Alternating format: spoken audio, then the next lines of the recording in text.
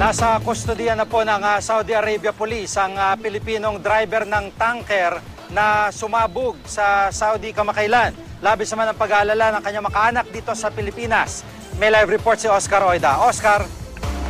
Jiggy, hanggang ngayon ay di pa rin nakakausap ng kanyang mga kaanak si Ruben Kibeng, ang truck driver ng tanker na sumabog sa Riyadh, Saudi Arabia noong November 1.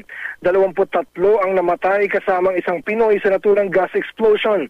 Sabi ng DFA na sa Saudi Arabia Police ngayon si Kibeng at iniimbestigahan. Ang misis ng si Vina, huli raw nakausap ang asawa sa pamamagitan lamang ng text, isang araw bago nangyari ang aksidente. Ang higit daw ikinasasama ng kanyang loob ay yung kumakalat na impormasyon sa ilang dyaryo na lasing umano si Ruben ng imaneho ang sumabog na truck.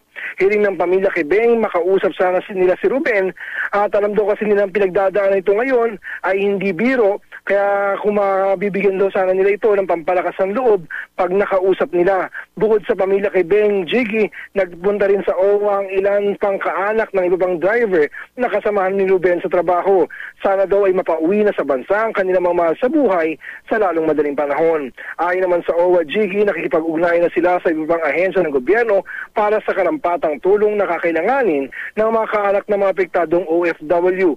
Nangako na rin si Foreign Affairs Secretary Albert Del Rosario na tutulong ang kanyang ahensya sa anumang kasong haharapin ni Kibeng. GD? Maraming salamat, Oscar Oida.